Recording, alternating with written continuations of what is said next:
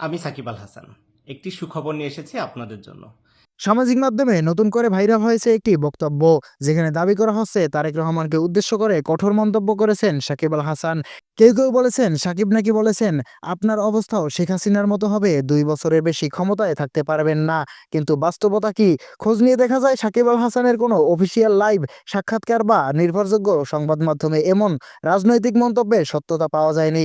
বরং তিনি বারবারই জানিয়েছেন তিনি রাজনীতি নয়, ক্রিকেট নিয়েই থাকতে চান।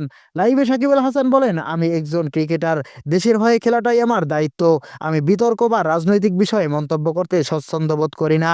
তিনি আরও বলেন, সমর্থকদের ভালোবাসাই তার সবচেয়ে বড় শক্তি এবং তিনি চান মাঠের পারফরমেন্স দিয়ে মানুষের মন জিততে।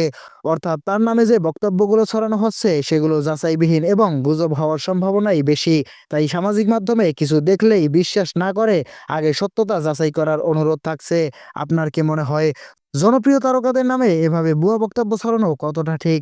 কমেন্টে জানান আপনার মূল্যবান মতামত।